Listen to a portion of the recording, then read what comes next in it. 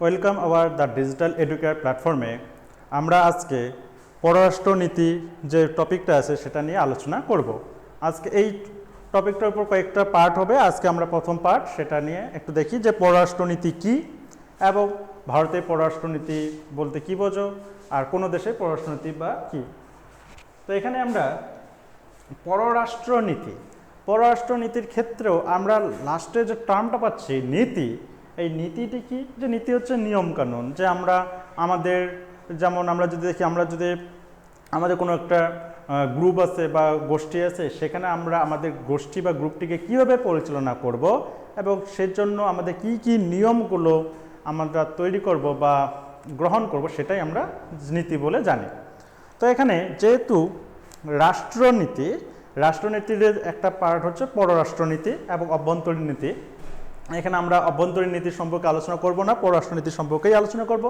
তো সেম একই রকম করে যে কোনো একটা রাষ্ট্র তার রাষ্ট্র পরিচালনা করার জন্য যে সকল যে নিয়ম কানুনগুলো গ্রহণ করতে পারে, সেটার জন্য তিনি যে নীতিগুলো তৈরি করেন সেটাকে আমরা বলবো রাষ্ট্রনীতি। তো এখানে যে বিষয়টা নিয়ে আমরা আলোচনা করব সেটা হচ্ছে পররাষ্ট্রনীতি।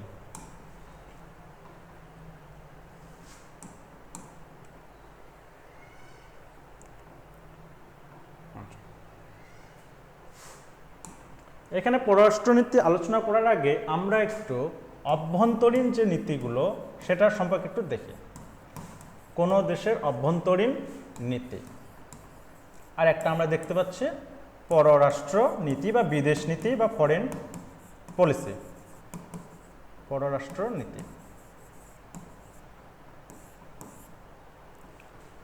অভ্যন্তরীণ নীতির ক্ষেত্রে আমরা কোনো রাষ্ট্রের যে ভেতরকার যে নিজের রাষ্ট্রের ভিতরে কীভাবে পরিচালনা করবে সেটার জন্য যে নীতিগুলো গ্রহণ করব সেটাকে আমরা বলবো অভ্যন্তরীণ নীতি।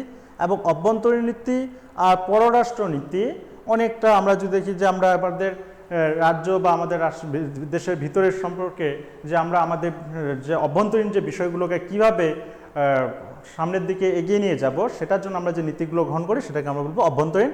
আর পররাষ্ট্র নীতি মেনলি আমরা আমাদের দেশের সঙ্গে অন্য কোনো দেশের সঙ্গে কীভাবে সুসম্পর্ক বজায় রাখবো বা কোন কোন বিষয়গুলোর উপর কোন কোন নীতিগুলো গ্রহণ করব সেটাই হচ্ছে পররাষ্ট্রনীতি।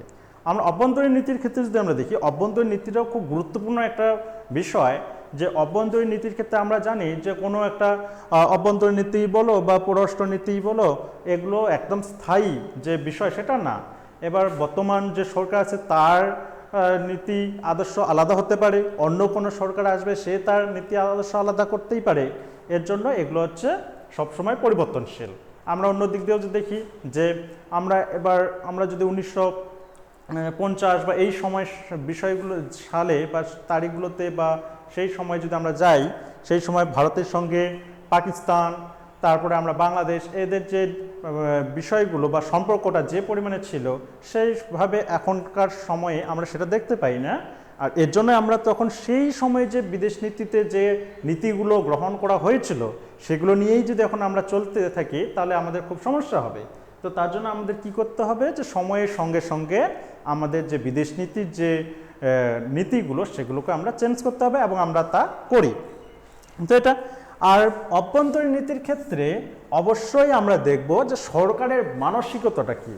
এবার সরকারের মানসিকতা যদি হয় যে না, আমি আমার রাষ্ট্র বা রাজ্যকে একদম শিক্ষায়, তারপরে আমরা যদি দেখি শিল্প, তারপরে যদি দেখি যে কর্মসংস্থান, সেই দিকে আমি বেশি প্রাধান্য দেব, তাহলে অবশ্যই ভালোর দিকেই যাবে।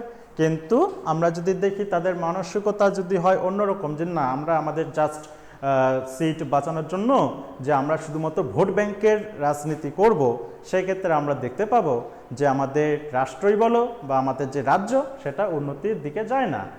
বর্তমান সময়ের সঙ্গে এটা আমরা খুবই প্রযোজ্য দেখতে পাই যে এবার আমরা যদি দেখি পশ্চিমবঙ্গের ক্ষেত্রেই হোক বা আদার্স যে স্টেটগুলো, সেখানেও আমরা দেখি যে বর্তমানে একদম কর্মসংস্থান একদম নাই বললেই চলে। তারপরে আমরা যদি শিল্পের ক্ষেত্রের দিক দিয়ে দেখি, তো শিল্পের দিক দিয়েও তো আমরা কোন জায়গায় আছি আমরা সবাই জানি। তো এর ক্ষেত্রে এবার অন্য কোনো যদি আমরা দেখি যে এবার সময়ের সঙ্গে সঙ্গে অন্য কোনো সরকার ক্ষমতায় চলে আসলো এবং তাদের যে মানসিকতা সেটা অন্যরকম, যে না আমরা শিল্প, শিক্ষা, কর্মসংস্থানের উপর জোর দিব। তো সেই বিষয়গুলো আমরা এই অভ্যন্তরীণ নীতির উপর বিষয়গুলোতে আমরা দেখতে পাই।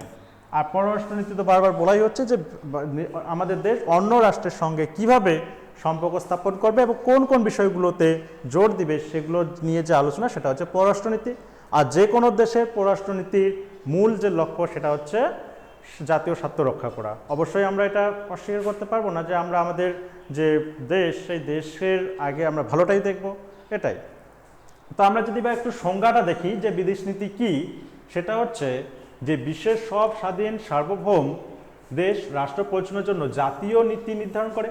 আর জাতীয় নীতির দুই অংশ, একটা অভ্যন্তরীণ যেটা বলা হলো যে আমরা দেখলাম রাষ্ট্রনীতি বা জাতীয় নীতি, জাতীয় নীতিকে আমরা দুভাগে ভাগ করতে পারি, একটা অভ্যন্তরীণ নীতি আর একটা হচ্ছে বিদেশ নীতি। অভ্যন্তরীণ নীতির ক্ষেত্রে আমরা একবার বলে দিচ্ছি যে সেই দেশ বা সেই সরকার, দেশের সরকার তার ভিতরের অর্থাৎ দেশের যে অভ্যন্তরীণ বিষয়গুলোর উপর কীভাবে কন্ট্রোল করবে বা কোন কোন নীতিগুলো গ্রহণ করবে সেটা তাদের একান্তই ব্যক্তিগত বা একান্তই নিজস্ব ব্যাপার।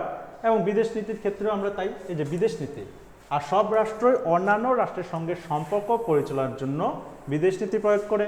তাহলে বিদেশ নীতিটা আমরা বারবারই বলছি যে এক রাষ্ট্রের সঙ্গে অন্য রাষ্ট্রের যে সম্পর্ক, সেই সম্পর্ক বজায় রাখার জন্য যে নীতি সেটাকে আমরা বলছি বিদেশ নীতি। তো এটা গেল। এখান থেকে যে প্রশ্নগুলো আমাদের বারবার আসে সেগুলো হচ্ছে বিদেশ নীতির সম্পর্কে বিভিন্ন রাষ্ট্রবিজ্ঞানীর অভিমতগুলো। এবার যেমন প্রথমে যদি আমরা দেখি জোসেফ ফ্রাঙ্কেল বিদেশ নীতি সম্পর্কে কি বলেছিলেন, এটা আমাদের দেখতে হবে যে বিদেশ নীতি হলো সেই সব সিদ্ধান্ত বা ক্রিয়াকর্মের সমষ্টি যা কোনো রাষ্ট্রের সাথে অন্যান্য রাষ্ট্রের সঙ্গে যুক্ত। তিনি এই কথা বলেছিলেন। এবার হার্টম্যানের অভিমত আলাদা। হার্টম্যান কি বলেছিলেন যে সুচিন্তিতভাবে মানে একদম ঠান্ডা মাথায় চিন্তা করে, যেটাকে আমরা বলতে পারি সুচিন্তিতভাবে নির্ধারিত জাতীয় স্বার্থ বিষয়ে সুসংবদ্ধ ও বিবৃতি বিদেশ নীতি, এটা আমরা দেখতে পারি। আচ্ছা, নেক্সট যে যদি আমরা দেখি সি রেড্ডি, তিনি বিদেশ নীতির সম্পর্কে কি বলেছিলেন যে বিদেশ নীতি হচ্ছে একগুচ্ছ নীতি যা কোনো রাষ্ট্র তার জাতীয় স্বার্থ রক্ষার জন্য অন্য রাষ্ট্রের ব্যবহার পরিবর্তনের জন্য অনুসরণ করে। অবশ্যই যে কোনো দেশের ক্ষেত্রে আমরা দেখব যে তার যে আমরা যদি দেখি যে কোনো রাষ্ট্র তার জাতীয় স্বার্থ রক্ষার জন্য অন্য রাষ্ট্রের যে ব্যবহার সেগুলোর উপর পরিবর্তনের জন্য অনুসরণ করে, তো এটা আমরা দেখতে পাচ্ছি।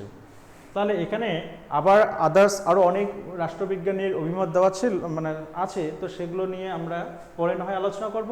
কিন্তু মেইনলি যেভাবে আমাদের 1 নম্বরের জন্য প্রশ্ন আসতে পারে যে বিদেশ নীতি সম্পর্কে জোসেফ ফ্রাঙ্কেলের অভিমত কি, বিদেশ নীতির সম্পর্কে হার্টম্যানের অভিমত কি, বিদেশ নীতির সম্পর্কে সি রেড্ডির যে অভিমত সেটা কি, অথবা প্রশ্ন দিয়ে দিল যে সি রেড্ডির সম্পর্কে বিদেশ নীতি সম্পর্কে যেটা বলেছিলেন সেটা লেখা আছে এবং বলা হলো যে এই যে অভিমতটি নিম্নলিখিত কোন রাষ্ট্রবিজ্ঞানীর, সেটা আমাদেরকে চুজ করতে হবে। তো এখানে আমরা আরেকবার বলেছি যে রাষ্ট্রনীতি বা জাতীয় নীতি দু ধরনের, একটা অভ্যন্তরীণ নীতি আর একটা হচ্ছে পররাষ্ট্র বা বিদেশ নীতি। পররাষ্ট্রনীতি আমরা বারবারই বলছি যে এক রাষ্ট্র তার অন্য কোনো রাষ্ট্রের সঙ্গে যে সম্পর্ক বজায় রাখবে সেটার সম্পর্কটাই হচ্ছে পররাষ্ট্রনীতি। এটা গেল।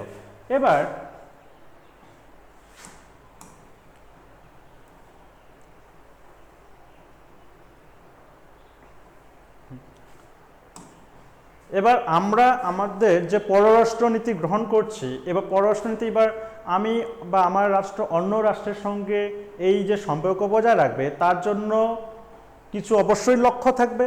সেই যে লক্ষ্য, এবার আমরা আমাদের ভারতের বিদেশ নীতির কিছু বিশেষ লক্ষ্য দেখতে পাই বা যে কোনো দেশেরই বিদেশ নীতির অনেক কিছু লক্ষ্য থাকে।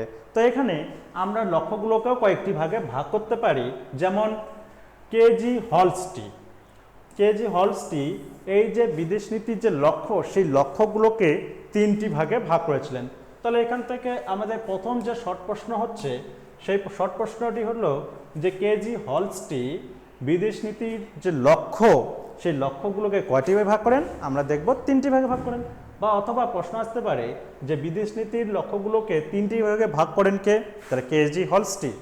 এবার এই 3টি যে ভাগ, সেগুলোকে আমরা কি কি দেখতে পাচ্ছি? মুখ্য মূল্যবোধ, ভেরি ভেরি ইম্পর্টেন্ট, বা যেটাকে আমরা বলি কোর ভ্যালুস। আচ্ছা, মুখ্য মূল্যবোধ কি জিনিস? এবার আমরা আমাদের বিদেশ নীতি বা আমরা এবার এমন একটা পর্যায়ে আছি যে যেখানে এবার আমরা যদি সেই সময় আমরা যখন পরাধীন ছিলাম, সেই পরাধীনতার সময়ে আমাদের মূল লক্ষ্য ছিল যে আমাদের যে দেশ, সেই দেশকে স্বাধীন করা। এবং এই যে স্বাধীন করার যে লক্ষ্য, সেই লক্ষ্যটাকে কেন্দ্র করে আমরা বিভিন্ন ধরনের যে চূড়ান্ত যে ত্যাগ সেটাও আমরা স্বীকার করতে রাজি আছি। তো এখানেও সেম একই রকম করে কোনো দেশ তার বিদেশ নীতির যে মূল লক্ষ্য হচ্ছে সেটা হচ্ছে মুখ্য মূল্যবোধ, অর্থাৎ যে লক্ষ্যটাকে পূরণ করার জন্য সেই দেশ তার যে চূড়ান্ত যে ত্যাগ সেটাও স্বীকার করতে রাজি আছে। উদাহরণ হিসেবে যদি আমরা ভাবি যে এবার 1947 সালে আমরা জানি যে আমরা স্বাধীনতা লাভ করি, এবং তার আগের কয়েক বছর আগে যদি আমরা দেখি যে ইংরেজরা দ্বিতীয় বিশ্বযুদ্ধের মধ্যে আবদ্ধ হয়ে পড়েছিল, এবং দ্বিতীয় বিশ্বযুদ্ধে আবদ্ধ হয়ে পড়ার ফলে এবং তাদের সামনে এমন একটা পরিস্থিতির সৃষ্টি হলো যে এবার তারা যদি বা নিজের দেশের দিকে নজর না দিয়ে এবার যদি আমাদের ভারতের দিকে বেশি প্রায় সময় দেয়, তাহলে এবার নিজের দেশের ক্ষতি হচ্ছে। এর ফলে তাদের সামনে একটা রাস্তা আসলো যে কোনো একদিকে আমাকে ত্যাগ স্বীকার করতেই হবে। তো সেই সময় আমরা দেখেছিলাম যে এবার ইংরেজ সরকার বা ইংল্যান্ড তারা দ্বিতীয় বিশ্বযুদ্ধে মত্ত হয়ে পড়ায় এদিকে আমরা যে ভারতীয়রা আমরা একদম চূড়ান্ত আন্দোলন শুরু করে দিলাম। এই রকম পরিস্থিতির পরে আমরা দেখি যে আমাদের যে স্বাধীনতা সেটা অর্জন করতে পারি। এবার আমরা যদি জাস্ট ভাবি যে সেই সময় দ্বিতীয় বিশ্বযুদ্ধ ছিল না এবং সেই সময় ইংরেজদের সামনে এরকম কোনো সমস্যা ছিল না, এই ক্ষেত্রে তখন তারা অবশ্যই কী করতো যে আমাদের যে স্বাধীনতার যে সংগ্রাম সেটাকে একটু হলেও প্রভাবিত করার চেষ্টা করতো। তো এখানে আমরা যে মুখ্য মূল্যবোধটা বুঝবো সেটাই বলা হচ্ছে সেই সব মূল্যবোধ বা লক্ষ্য যার জন্য জাতি চরম ত্যাগ স্বীকারে প্রস্তুত, যেমন স্বাধীনতা ও সার্বভৌমিকতা। এবার আমরাই যদি দেখি যে এবার এমন একটা পরিস্থিতি হলো যে আমাদের যে সার্বভৌমিকতার যে বিষয়টা সেটাই বিপদের মধ্যে চলেছে বা ডেঞ্জারাসের দিকে চলেছে। এর ফলে সেটাকে যে রক্ষা করার জন্য আমরা আমাদের যে চূড়ান্ত যে ত্যাগ সেটাও আমরা গ্রহণ করতে পারি। রাষ্ট্রের নিরাপত্তা খুবই ইম্পর্টেন্ট, আগে আমাদের রাষ্ট্রের নিরাপত্তাটাই দেখতে হবে, তারপর ভৌগোলিক অখণ্ডতা আর সামাজিক ঐক্য এগুলো। তাহলে মুখ্য মূল্যবোধটা যদি আমরা এক কথায় বলি যে সেই সব মূল্যবোধ বা লক্ষ্য যার জন্য জাতি চরম ত্যাগ স্বীকার করতেও রাজি আছে সেটাকে আমরা বলবো মুখ্য মূল্যবোধ। দ্বিতীয় যে আমরা লক্ষ্যটা দেখব সেটাকে আমরা মধ্যমেয়াদী লক্ষ্য বলবো। এখান থেকে আমরা তাহলে দেখতে পাবো যে শর্ট প্রশ্ন আসতে পারে যে কোনো বিদেশ নীতির বা কোনো রাষ্ট্রের বিদেশ নীতির মুখ্য মূল্যবোধের দুটো উদাহরণ বলো। তাহলে স্বাধীনতা ও সার্বভৌমিকতা, রাষ্ট্রের নিরাপত্তা এগুলো। অথবা প্রশ্ন দিয়ে দিল যে নিম্নলিখিত কোন বিষয়টি মুখ্য মূল্যবোধ বা বিদেশ নীতির মুখ্য মূল্যবোধ হিসেবে গ্রহণযোগ্য। তো এখানে আমাদের উদাহরণগুলো দেখতে হবে। আচ্ছা, মধ্যমেয়াদী লক্ষ্য আমরা যদি মুখ্য মূল্যবোধের পরের যে লক্ষ্যটা দেখি সেটা হচ্ছে মধ্যমেয়াদী লক্ষ্য, যেটা আমরা বলি মিডিল রেঞ্জ গোলস। এর মধ্যে কোনগুলো আছে? অর্থনৈতিক স্বার্থ সাধন ও সমৃদ্ধি অর্জন। অর্থাৎ কোনো একটা দেশের লক্ষ্য থাকবে যে আমরা আগে আমাদের নিরাপত্তাকে রক্ষা করব, তারপর আমাদের তারপর যে মূল ফোকাস হবে সেটা হচ্ছে আমাদের যে দেশ বা আমাদের যে রাষ্ট্র তার অর্থনৈতিক সমৃদ্ধি করা। এবং অর্থনৈতিক সমৃদ্ধি যদি আমরা করি তাহলেই আমরা দেখব সামরিক শক্তি যে আছে সেই সামরিক শক্তিটাও বৃদ্ধি হবে। আমরা যদি একটা পরপর যদি দেখি, এবার কোনো একজন ব্যক্তির কাছে আমরা ধরলাম যে প্রচুর টাকা আছে, তাহলে প্রথমে কোনো একজন ব্যক্তি কি করলো যে আগের অর্থ উপার্জন করলো, প্রচুর টাকা হয়ে গেল। এর ফলে যখন তার কাছে প্রচুর অর্থ বা অর্থনৈতিক দিক দিয়ে যখন সে স্টেবল, তখন সে কি করবে? তার যা ইচ্ছা তাই সে কিনবে। একই রকম করে আমরা যদি দেখি যে কোনো একটা রাষ্ট্র, এবার রাষ্ট্রের ক্ষেত্রেও তাহলে প্রথমে আমাকে কি করতে হবে যে আমার যে রাষ্ট্র বা আমার যে দেশ, সেই দেশটাকে আমি কিভাবে অর্থনৈতিক সমৃদ্ধি করব।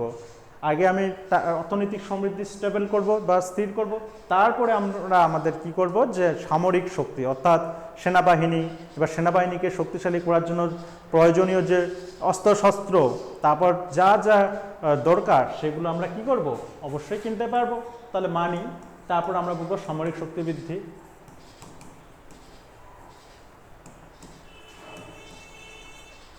নেক্সট যদি আমরা দেখি সামরিক শক্তি যখন আমার বৃদ্ধি হবে তার ফলে এবার আন্তর্জাতিক ক্ষেত্রে যদি আমরা দেখি তাহলে আন্তর্জাতিক ক্ষেত্রেও আমরা আমাদের যে রাষ্ট্রের যে প্রভাব সেটা বিস্তার করতে পারবো। উদাহরণ হিসেবে আমরা যদি দেখি এবার আমেরিকাও প্রথমে কি তাহলে তাদের অর্থনৈতিক যে অবস্থা সেটাকে স্থির করলো। অর্থনৈতিক দিক থেকে যখন তারা একদম পরিপূর্ণ, তারপরে আমরা কি দেখব সেই দেশ একদম উন্নত মানের যে হাতিয়ার, উন্নত মানের যে অস্ত্রশস্ত্র সেগুলো তৈরি করতে পারছে এবং অন্য কোনো দেশের ক্ষেত্রেও তারা বিক্রি করতে পারছে। এর ফলে আন্তর্জাতিক ক্ষেত্রে আমরা দেখব তাদের একটা প্রভাব বিস্তার থাকে। তো এই যে ক্ষেত্র গেল আন্তর্জাতিক ক্ষেত্রের প্রভাব বিস্তার এই লক্ষ্যের অন্তর্গত। তাহলে এখানে মধ্যমেয়াদী লক্ষ্যের মধ্যে আমাদের মেইন টার্গেট থাকবে যে আমরা আমাদের রাষ্ট্রকে আগে অর্থনৈতিক দিক দিয়ে সমৃদ্ধ করব। অর্থনৈতিক দিক থেকে সমৃদ্ধ হলে বাকি যে পয়েন্টগুলো আমরা দেখতে পাচ্ছি যে সামরিক শক্তি সেটা অটোমেটিক্যালি বৃদ্ধি পাবে এবং আন্তর্জাতিক ক্ষেত্রে প্রভাব বিস্তার এটাও অটোমেটিক্যালি হবে। নেক্সট যে আমরা লক্ষ্যটা দেখব সেটা হচ্ছে দীর্ঘমেয়াদী লক্ষ্য, লং রেঞ্জ গোলস। অর্থাৎ দীর্ঘমেয়াদী লক্ষ্য হচ্ছে যে আমরা এখন কোনো একটা লক্ষ্য স্থির করছি, সেই লক্ষ্যটা ইনস্ট্যান্ট অর্থাৎ 2-3 বছর বা কয়েক মাসের মধ্যেই সেটা যে পূরণ হবে সেটা না। আমাদের টার্গেট হলো, এবার আমরা যদি ভাবি যে এখন 2024, এবার আমাদের টার্গেট হচ্ছে 2049 সালে এই সময়টার মধ্যে আমরা আমাদের যে অর্থনৈতিক দিক থেকে যে স্থান সেটা আমরা যদি আমরা বলি যে প্রথম স্থানে বা দ্বিতীয় স্থানে নিয়ে যাব। তাহলে এখানে আমরা কি লক্ষ্য করলাম যে 2049 সাল বা 2050 সাল এর পরে। তো এখানে এই যে বিষয়টা এটাকে আমরা যদি একটা উদাহরণ দিয়ে দেখতে পাই যে দ্বিতীয় বিশ্বযুদ্ধের পরে আমরা গোটা পৃথিবীটাকে বা বিশ্বটাকে দুটো দিকে ভাগ হতে দেখেছিলাম। একদিকে আমরা দেখেছিলাম ইউএসএসআর, আরেকদিকে আমরা দেখেছিলাম ইউএসএ। এবার এই দুটো যে শক্তিশালী রাষ্ট্র এবং এই দুটো শক্তিশালী দেশে যে লক্ষ্য বা যে আদর্শ সেটা আলাদা আলাদা ছিল। ইউএসএসআর এর ছিল সাম্যবাদী, আর ইউএসএ যে আছে তার আমরা দেখি ধনতান্ত্রিক বা পুঁজিবাদী। তাহলে এই ক্ষেত্রে আমরা কি দেখতে পাচ্ছি যে সেই সময় তারা এই যে লক্ষ্যটা সেই লক্ষ্যটাকে রেখেছিল যে আমরা আমাদের যে সাম্যবাদী নীতি আর এরা ভাবছে যে আমাদের যে পুঁজিবাদী নীতি এটাই যাতে গোটা বিশ্বটাকে কন্ট্রোল করতে পারে। এই জন্য বলা হচ্ছে যে আন্তর্জাতিক ব্যবস্থার পুনর্গঠন। আর পরবর্তী সময়ে আমরা দেখলাম যে 1991 সালে যখন ইউএসএসআর তার পতন হলো, তারপর আমরা দেখতে পাই গোটা বিশ্বটায় মনে করা যায় এই পুঁজিবাদী আদর্শে বিশ্বাসী হয়ে উঠলো বা পুঁজিবাদী মধ্যেই সীমাবদ্ধ থাকলো। তো এই যে এখানে আমরা তাহলে দেখতে পাচ্ছি যে দীর্ঘমেয়াদী লক্ষ্যটা কি যে ইনস্ট্যান্ট বা কয়েক মাসের মধ্যেই বা কয়েক বছরের মধ্যেই যে সেই লক্ষ্য পূরণ হবে তা না, একদম আমরা একটু মনে করো যে দীর্ঘদিন অর্থাৎ অনেক কয়েক বছর পরের যে চিন্তা ভাবনা সেটা আমরা এখন থেকে গ্রহণ করছি। তাহলে এক্ষেত্রে এখানে আমরা দেখতে পাচ্ছি যে কেজি হলস্টি তিনি কোনো দেশে বিদেশ নীতি যে আছে তার লক্ষ্যকে 3টা ভাগে ভাগ করলেন। একটা হচ্ছে মুখ্য মূল্যবোধ, 2 নম্বর হচ্ছে মধ্যমেয়াদী লক্ষ্য, আর 3 নম্বর হচ্ছে দীর্ঘমেয়াদী লক্ষ্য। মুখ্য মূল্যবোধের মধ্যে কোন কোন বিষয়গুলো পড়ছে সেগুলো আমাদের ভালো মতো করে মনে রাখতে হবে। মধ্যমেয়াদী লক্ষ্যের মধ্যে কোন কোন বিষয়গুলো পড়ছে সেটাকেও আমাদের ভালো মতো করে মনে রাখতে হবে এবং দীর্ঘমেয়াদী যে লক্ষ্য সেটাও আমাদের দেখতে হবে। আচ্ছা, নেক্সট যে এবার আমরা টপিকটা দেখব সেই টপিকটা হচ্ছে যে কোনো দেশের বিদেশ নীতি, সেই বিদেশ নীতি রূপায়ণের ক্ষেত্রে কোন কোন উপাদানগুলো বা কোন কোন বিষয়গুলো কাজ করে।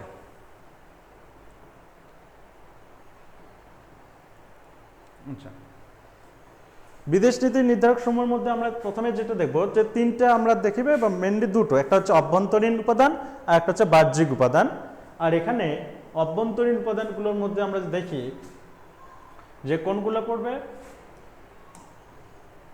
ভৌগোলিক অবস্থান। কোনো দেশে বিদেশ নীতি গ্রহণ বা পরিচালনা রূপায়ণ করার জন্য মুখ্য যে উপাদানটা সেটা হচ্ছে ভৌগোলিক অবস্থান। কারণ ভারতের যদি আমরা ভৌগোলিক অবস্থান দেখি, সেই ভারতের ভৌগোলিক অবস্থানের উপর নির্ভর করেই ভারতের যে বিদেশ নীতি সেখানে আমরা যদি দেখি যে সার্ক, নির্জোট আন্দোলন, পঞ্চশীল চুক্তি এই বিষয়গুলো প্রাধান্য দেওয়া হয়েছে। কারণ ভৌগোলিক অবস্থানের ক্ষেত্রে আমরা আমাদের যে ভারতের ভৌগোলিক অবস্থান সেটা যদি আমরা একটু দেখি যে আমাদের পার্শ্ববর্তী বা প্রতিবেশী যে রাষ্ট্রগুলো পাকিস্তান, নেপাল, ভুটান, চীন, বাংলাদেশ, এই যে আফগানিস্তান, এরা এবার আমরা কি ভাবছি যে এবার আমাদের যে প্রতিবেশী রাষ্ট্র যেমন পাকিস্তান, তারপর আদার্স যে চীন, এগুলো হচ্ছে কি আমাদের শত্রুপূর্ণ ভাবাপন্ন একটা প্রতিবেশী দেশ। এবার সেই ক্ষেত্রে যদি আমরা এই বিষয়গুলোকে কেন্দ্র করেও আমাদের যে বিদেশ নীতি সেখানে আমাদের বিষয়টা বুঝতে হবে।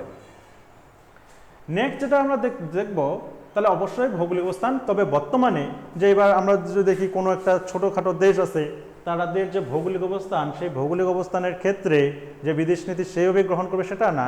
এবার তারা এইদিকে ভৌগোলিক অবস্থানের দিক থেকে ক্ষুদ্র হলেও এবার যে যুদ্ধ অস্ত্রবিদ্যা, তারপর যে যুদ্ধের যে কৌশল, সামরিক শক্তি, এগুলোর দিক দিয়ে অনেক স্ট্রং। এই ক্ষেত্রে তখন এই যে ভৌগোলিক অবস্থান এটা মেইনলি ফ্যাক্টর করে না। আচ্ছা, নেক্সট যে টপিকটা বা উপাদানটা সেটা আমরা দেখব যে রাজনৈতিক ব্যবস্থা।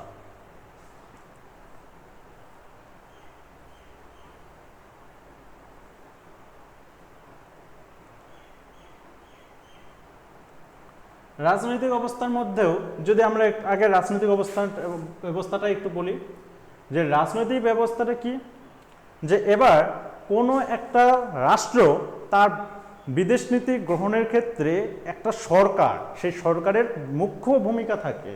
এবার আমরা যদি দেখি ভারতের ক্ষেত্রে, আমরা সেই স্বাধীনতা থেকে আজ পর্যন্ত আমরা দেখে আসছি যে প্রত্যেক মনে করো যে এবার একটা রাজনৈতিক যে স্থিতিবস্থা সেটা আমরা দেখতে পাই।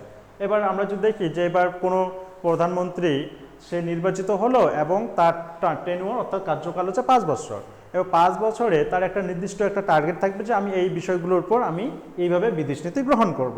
তো এই ক্ষেত্রে কিন্তু অন্য দেশের ক্ষেত্রে যদি আমরা দেখি যে আমরা যদি বলি আমাদের প্রতিবেশী দেশ পাকিস্তান, সেই পাকিস্তানের ক্ষেত্রে আমরা কি দেখি যে সরকার, আজকে যে সরকার আছে এবার কালকে সেই সরকার থাকতেও পারে আবার নাও থাকতে পারে, এরকম পরিস্থিতি।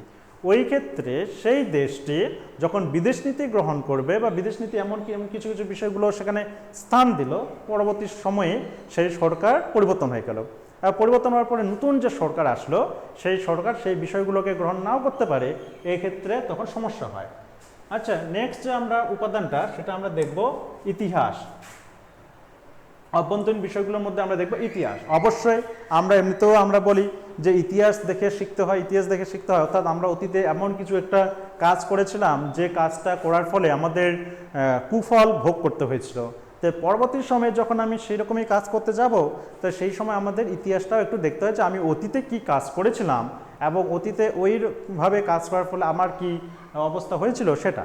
তো এখানেও আমরা বিদেশ নীতির ক্ষেত্রে যদি আমরা দেখি যে আমি প্রথমে শুরুতেই বললাম যে বিদেশ নীতি বিষয়টা একদম স্থির নয়, একদম পরিবর্তনশীল। এবার আমরা যদি দেখি যে অটল বিহারী বাজপেয়ীর সময় যদি আমরা যাই, সেই সময় ভারতে যে দিল্লি থেকে পাকিস্তানের একটা বাস এবং একটা ট্রেন চালু করেছিল অটল বিহারী বাজপেয়ী, এবং নিজে তিনি পাকিস্তানের যে প্রধানমন্ত্রী সেই সময় ছিলেন তার সঙ্গে আলাপ আলোচনা এবং একটা বন্ধুত্বপূর্ণ সম্পর্ক সৃষ্টি করার চেষ্টা করলেন।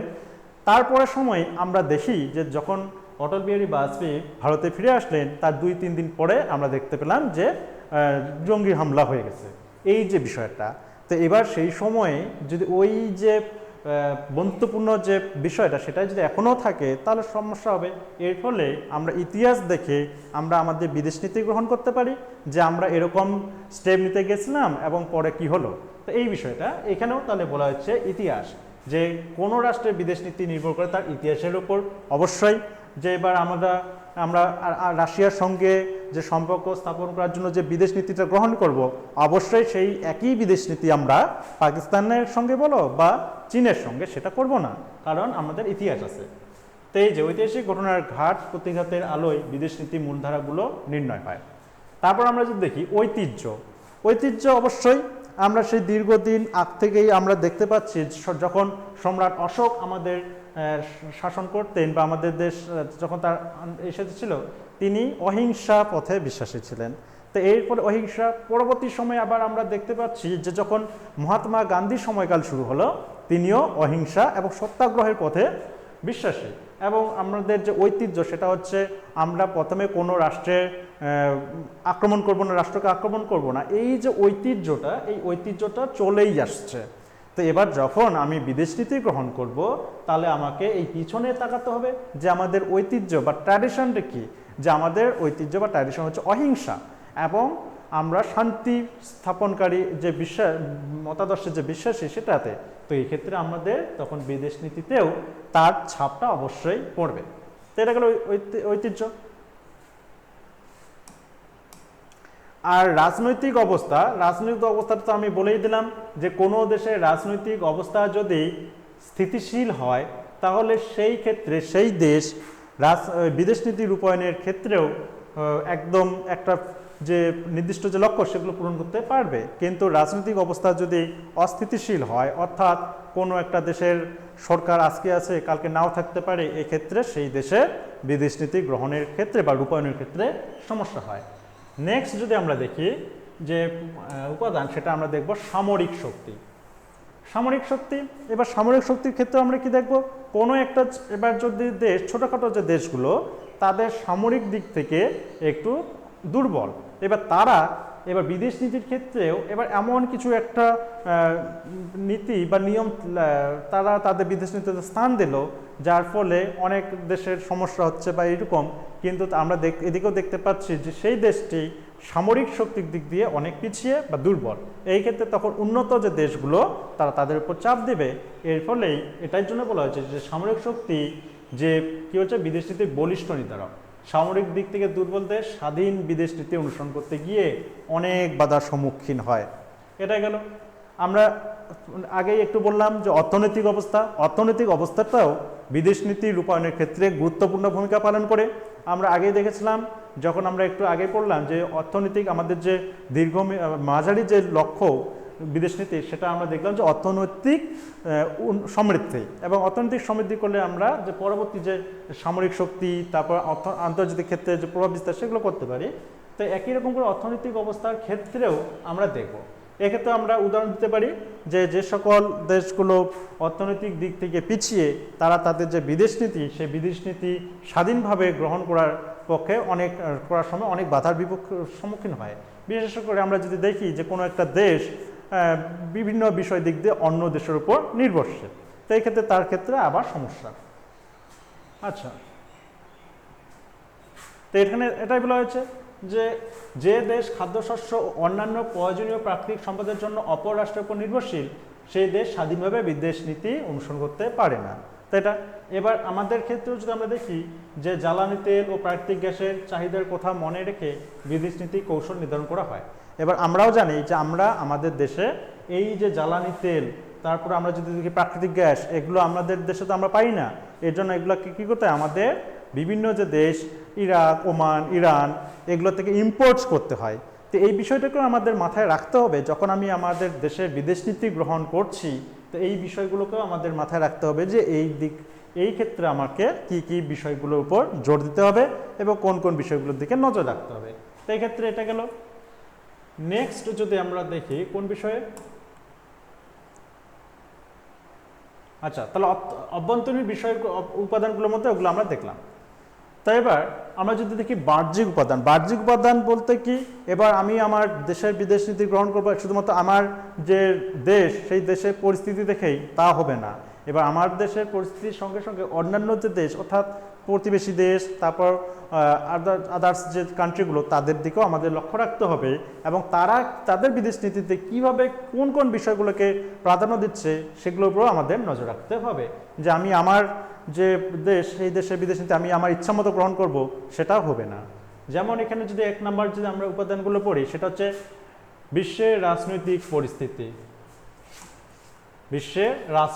পরিস্থিতি। অর্থাৎ আমরা আগে যখন ছোট ছিলাম তখন আমরা ভাবতাম যে আমাদের দেশ তো যুদ্ধের সঙ্গে লিপ্ত নেই, ঠিক আছে, আদার্স কান্ট্রিগুলো একে অপরের সঙ্গে যুদ্ধ করছে, তো আমাদের উপর কোনো প্রভাব পড়বে না।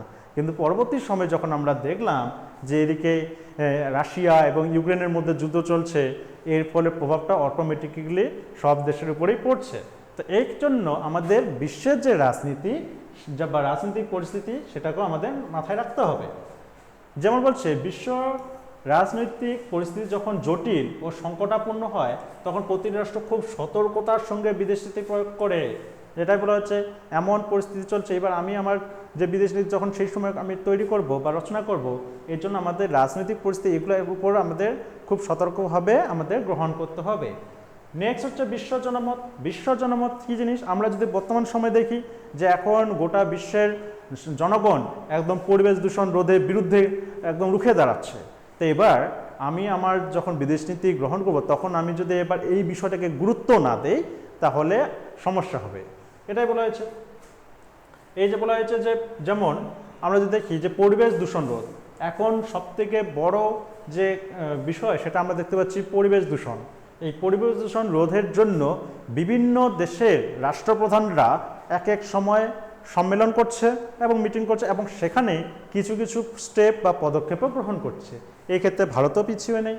এর জন্য ভারত যখন তার বিদেশ নীতি গ্রহণ করবে সেই ক্ষেত্রে বিশ্ব জনমত অর্থাৎ বিশ্বের যে জনগণের মানসিকতা কি, কোন বিষয়টাকে তারা বেশি করে চাচ্ছে বা কোন বিষয়টার উপর তারা বিরোধিতা করছে, এই বিষয়গুলোকেও আমাদের অবশ্যই মাথায় রাখতে হবে। এবার যদি তা না হয় তাহলে অনেক সমস্যা হয়। এবার বলা হচ্ছে প্রতিবেশী রাষ্ট্রের নীতি ও কার্যকলাপ। এটা অবশ্যই আমরা দেখব যে এবার যদি আমরা দেখি যে আমাদের যে পার্শ্ববর্তী দেশ, আমরা যদি পাকিস্তানের কথাই বলি, পাকিস্তানের সবসময় ওদের মানসিকতা, ওখানকার যে যারা রাষ্ট্রনেতা বা রাষ্ট্রপ্রধান তাদের মানসিকতা একটু অন্যরকম, যে সবসময় তারা ভারতকে শত্রুপূর্ণ দেশ ভাবে এবং ভারত যে এরকম। তো এই ক্ষেত্রে এবার তারা অনেক সময় ভারতের উপর অ্যাটাক করছে। তো এই ক্ষেত্রে যখন আমি আমার দেশে যে বিদেশ নীতি রচনা করব সেই ক্ষেত্রে আমাকে তো এগুলো দেখতে হবে যে আমি যখন পাকিস্তানের সঙ্গে সম্পর্ক বজায় রাখার জন্য কিছু কিছু নীতি গ্রহণ করব, সেই বিষয়ে বা সেখানে আমাকে কোন কোন বিষয়গুলো প্রাধান্য দিতে হবে সেটাও আমাদের দেখতে হবে। নেক্সট যদি আমরা দেখি, প্রথমে যেটা বললাম যে অন্যান্য রাষ্ট্রের বিদেশ নীতি, এটা আমাদের দেখতে হবে যে অন্য কোনো রাষ্ট্র অর্থাৎ আমরা যদি দেখি আমেরিকা, রাশিয়া, বড় বড় যে দেশগুলো তারা তাদের বিদেশ নীতিতে কোন কোন বিষয়গুলোকে বেশি প্রাধান্য দিচ্ছে এবং কোন কোন বিষয়গুলোকে কম, এবং তাদের যে বিদেশ নীতির মূল লক্ষ্য কী সেটা এবার আমরাও তাহলে সেই অনুযায়ী আমাদের বিদেশ নীতি রচনা করব।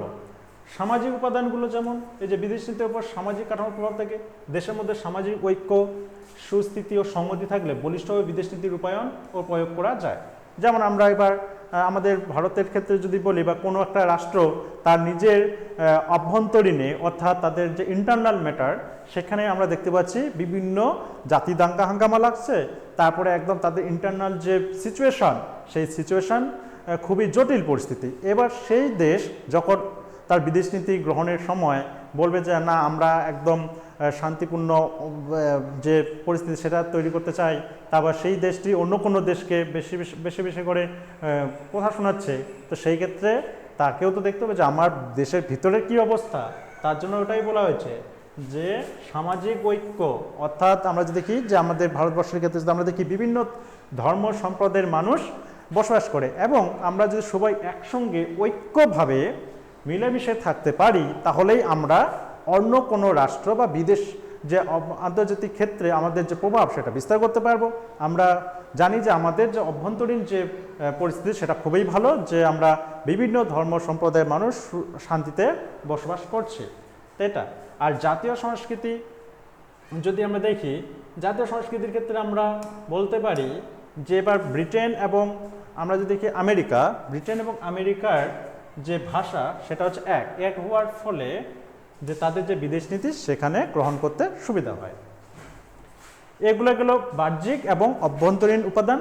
আর আরেকটা উপাদান আছে যেগুলোর মধ্যে আমরা যদি দেখি যে কোনো রাষ্ট্রের যে মনে করো যে রাষ্ট্রনেতা বা রাষ্ট্র যে পরিচালিত যে, যেমন আমরা যদি দেখি বিদেশমন্ত্রী, আমলা, এদেরও সমান গুরুত্বপূর্ণ ভূমিকা থাকে। তো এগুলোর মধ্যে একটু আমরা দেখে নিই।